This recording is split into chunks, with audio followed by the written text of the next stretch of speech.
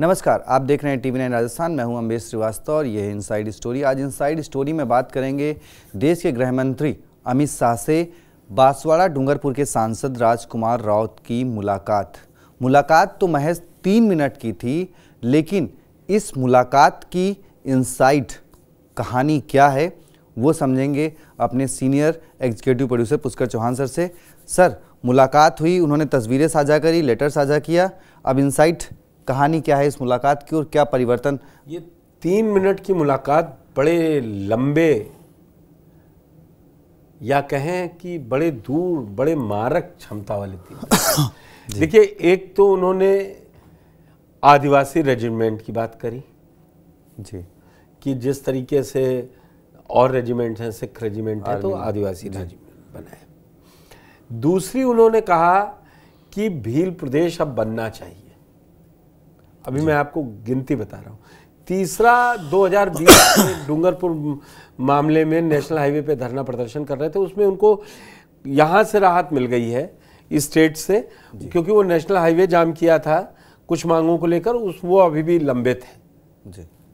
तो ये तीसरी मांग उनकी ये थी कि अब उनसे ये वाला मुकदमा हटा दिया जाए, उसमें कोई अड़चन नहीं है। अब मगर आप देखिए, ये बताने में ही आप सोचिए 3 मिनट की मुलाकात हुई जी, और उसमें भी वो अपने लेटर में लिख रहे हैं कि कह रहे हैं कि उनका आदिवासी रेजिमेंट को लेकर हो या दूसरा मुद्दा रहा हो, ये भील प्रदेश का सकारात्मक रुख उन्होंने कहा जी। अब इस सकारात्मक रुख की वजह आप ये देखिए कि राजकुमार राउत 3 मिनट मिले हैं, लेकिन बीजेपी क्या अब राउत को भी अपने पाले में खड़ा करना चाहेगी? क्योंकि भील प्रदेश बनने के लिए 3 प्रदेशों का आएगा, महाराष्ट्र, मध्य प्रदेश और राजस्थान। तीनों जगह बीजेपी की सरकार है, तीनों जगह बीजेपी की सरकार है। वो शायद झारखंड को भी कुछ नहीं, मैं बता रहा हूँ झारखंड का कुछ हिस्सा आएगा कि नहीं आएगा, लेकिन ये 3 राज्य हो जाएंगे तो बड़ी बात है। अब बात आती है कि ये मुद्दा उठ क्यों रहा है और इस समय ये मुलाकात करके क्या संकेत दिए, क्योंकि आप ये देखिए, एक तो 84 सीट बीजेपी नहीं जीत पाई, साथ में 5 जीती और सलम्बुर में बस हाफते जीते जी, 1200 जैसे खिवसर, आपकी भाषा में कहें कि भागते दौड़ते बस गिरते पड़ते जीत गए थे तो आखिरी में हार गए दोबारा। तो ये वो जगह है जहां से आदिवासियों के हित की बात करते हुए दोनों साथ भी आ सकते हैं और अलग भी जा सकते हैं। ये एक राजनीति की नई, देखिए ऐसा थोड़ी ना कि मुलाकात करते नहीं, बहुत मुलाकातें होती हैं। हनुमान बेनीवाल ने मुलाकात की सदन न चलने के लिए चंद्रशेखर के साथ और खुद ओम बिरला जी से मिले, तो वो उतनी चर्चा, ये चर्चा का विषय इसलिए है, मैं आपको बता रहा हूँ कि इसमें दरअसल बात आदिवासी हितों को लेके है, आदिवासियों पर अब बीजेपी का बड़ा फोकस है और उसमें सेंध लगाते हुए नजर आ रहे हैं राजकुमार राउत। आपको मालूम होगा कि कितना बड़ा उन्होंने पूरा एक आंदोलन किया था भील प्रदेश के लिए अभी थोड़े दिन पहले। हाँ, तकरीबन 10 लाख लोग उसमें शामिल हुए थे। तो इस तरीके से तब कहा गया महाराष्ट्र के चुनाव डिक्लेयर हो गए, अभी नहीं होगा जी। आप ये देखिए, वो स्टिक कर रहे हैं लगातार, क्योंकि आदिवासियों का, कम से कम राजस्थान के आदिवासियों का विश्वास राजकुमार राउत में बढ़ रहा है।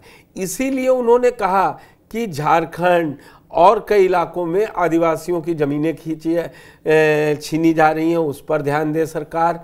उन्होंने कहा कि वहाँ पे मिलिट्री लगाकर आर्मी लगाकर उनको परेशान किया जा रहा है। देखिए, आदिवासी जल जंगल और ज़मीन की लड़ाई लड़ते हैं। वो कहते हैं हमें कोई इंफ्रास्ट्रक्चर मिले ना मिले, इन 3 चीज़ों पे हमारा अधिकार है जी।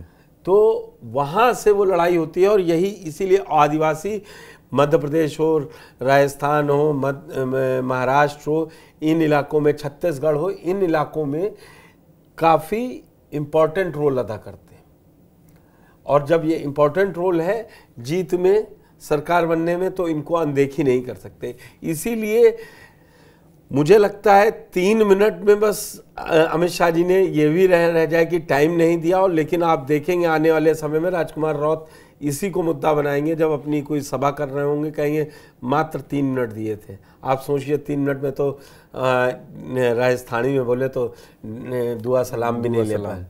लेकिन सर अब राजकुमार राउत की जो मुलाकात हुई है तो ये इंडिया गठबंधन के लिए मुश्किल की बात है। राजस्थान में फिलहाल तो जिस तरीके से देखिए लोकसभा के चुनाव में हुआ, उन्होंने बीजेपी को झटका दिया इंडिया गठबंधन ने, कहाँ 25 की 25 बीजेपी जीत रही थी, कहाँ इस बार 11 सीटों का उनको झटका लगा। लेकिन लोकसभा में उपचुनाव में वो चीज़ नहीं हो पाई और कांग्रेस को इस बार झटका लगा। तो क्या राजकुमार राउत के जरिए बीजेपी जो है वो राजस्थान में या कहें आदिवासी क्षेत्रों से कांग्रेस का बिल्कुल पत्ता साफ करना चाहती है, इस तरीके से वो उनकी अभी तो उसके पास प्लस पॉइंट है, जहाँ एक आदिवासी बेल्ट में थोड़ा सा हलचल रहती है। लेकिन एक बात और भी है, ये जब से 2024 वाला बना ना, संविधान बदलेंगे, तो उसमें आदिवासी और दलित छिटका था जी। लेकिन अब वही है, चुनाव दर चुनाव चेंज हो जाती पूरी कहानी। तो इसलिए बीजेपी सघन है। और वो तब हटा जब उन्होंने पहली आदिवासी महिला मुख्यमंत्री महिला राष्ट्रपति दे रखी थी जी। तो बीजेपी कहते हैं ना, बीजेपी चुनाव से पहले भी बहुत पहले से चुनाव की तैयारी करती है जी।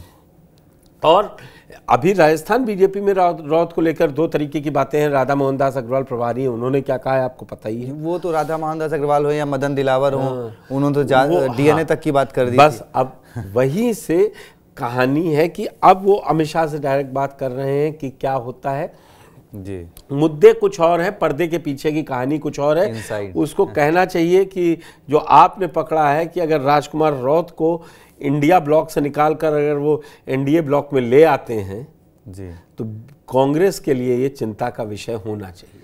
चलिए, तो ये थी राजकुमार राउत और गृह मंत्री अमित शाह जी से जो मुलाकात की इनसाइट। अब स्टोरीज में आगे क्या होता है, क्योंकि अभी बहुत कुछ होना बाकी है, उनकी मांगे क्या मानी जाती हैं, इस पर अब राजकुमार राउत जी आगे क्या कुछ कहते हैं वो देखना बहुत दिलचस्प होगा। बाकी चैनल को सब्सक्राइब कर लीजिए और आपकी क्या राय है वो कमेंट बॉक्स में ज़रूर बताएं। बहुत बहुत शुक्रिया, धन्यवाद।